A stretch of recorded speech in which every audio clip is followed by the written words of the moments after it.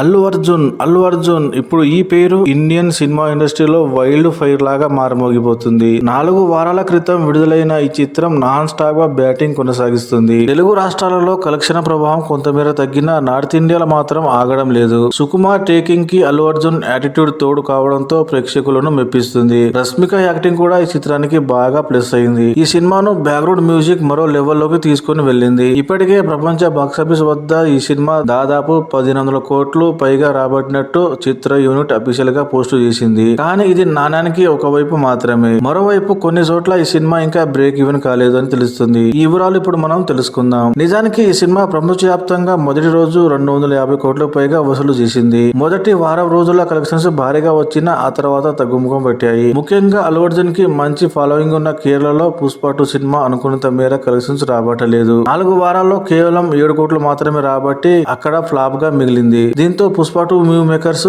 Shock అయ్యారు. కర్ణాటక రాష్ట్రంలో Kannada version సినిమాల కంటే తెలుగు వర్షన్ సినిమాలు మాత్రమే ఎక్కువగా కలెక్షన్స్ రాబడతాయి. గతంలో RRR, సలార్, కల్కి సినిమాల విషయంలో కూడా ఇదే జరిగింది. పుష్ప 2 సినిమా ఇక్కడ కూడా కన్నడ వర్షన్ కంటే తెలుగు వర్షన్ ఎక్కువగా కలెక్షన్స్ రాబడుతుంది. కన్నడ వర్షన్ 11 కోట్లు మాత్రమే రాబట్టి అక్కడ బయర్స్ ని భారీగా నిరాశపరిచింది. తమిళనాడు పరిస్థితి ఎలా ఉందంటే పుష్ప 2 తమిళ వర్షన్ ఇప్పటి వరకు 55 కోట్ల వరకు రాబట్టింది. నిజానికి అక్కడి డిస్ట్రిబ్యూటర్ పుష్ప 2 రిలీజ్ ఈవెంట్ లో మాట్లాడుతూ బాహుబలి రికార్డు బద్దలు కొడుతుందని చెప్పారు. కానీ వాస్తవంగా చూస్తే 55 కోట్లు మేర రాబట్టింది. నిజానికి ఈ కలెక్షన్స్ చూస్తే బ్లాక్ బస్టర్ అనుకోవచ్చు. కానీ పెట్టిన డబ్బులకి వచ్చిన కలెక్షన్స్ కి చాలా తేడా ఉండడంతో కేవలం హిట్ దగ్గరే ఆగిపోయింది. ఓవర్సీస్ లో కుమ్ముతుందా లేదా? మొదటి వారంలో ఓవర్సీస్ లో పుష్ప 2 కలెక్షన్స్ భారీగా వచ్చాయి. దీంతో ట్రేడ్ పండితులు కలెక్షన్స్ భారీగా రాబడుతుందని అంచనా వేశారు. కానీ వారి అంచనాలను తలకిందులు చేస్తూ కలెక్షన్స్ భారీగా తగ్గాయి. ఇప్పటి వరకు ఓవర్సీస్ లో దాదాపు 18 మిలియన్ వసూలు చేసింది. అంటే మరో $2 మిలియన్ వసూలు చేస్తే సినిమా హిట్ అవుతుంది. మరో 12 కోట్లు వసూలు చేయడం అంటే మామూలు విషయం కాదు. దీంతో ఓవర్సీస్ లో బ్రేక్ ఈవెన్ కాదు అంటున్నారు సినిమా విశ్లేషకులు. ఇక తెలుగు రాష్ట్రాల విషయానికి వస్తే